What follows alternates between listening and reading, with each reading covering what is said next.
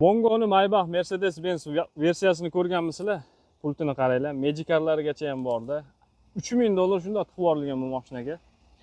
Bakoyda nikkel qanot, Sakadiskga $850 Maybach Sakadiskga bosilgan. Qaranglar. Tagiga Purjina amortizator, resor holatlari yangidek holatda turibdi. Hozir to'liq videosini qo'yib o'taman. Full komplektatsiyada qiziq joylari salonda uzoqroqdan ko'rsataman. Qaranglar buni turishini. Ko'rganda ko'zni quvnatadiganidan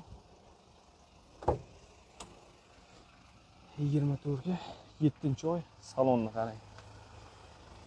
Har xil rangda yonadi mana bu. Narigi tarafida ham bor. Qarang. Kechqurun bilinadi-da buniki. Mana bu joyda bossangiz, u yonib o'chiradigan, yoqib o'chiradigan joyi karbonoviy material, korobka. Pastda barcha udyoni karbonoviy.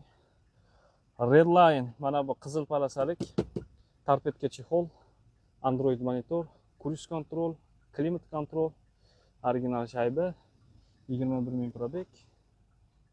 Buni qarang. Magicar pult mashinada. Abduf, abagrev, rul abagrev hamma funksiyasi bor. Start, stop, mana bu mana. Ikkitadan pultlargacha ham tayyor, bo'tkasini ichlari bilan.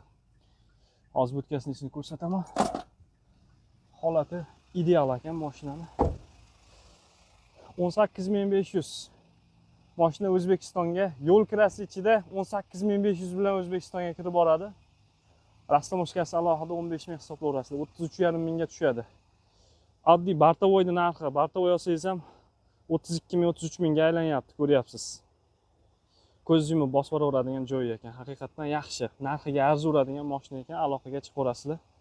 To'liq videosini yana ham qo'yib o'taman Instagram kanalimizga.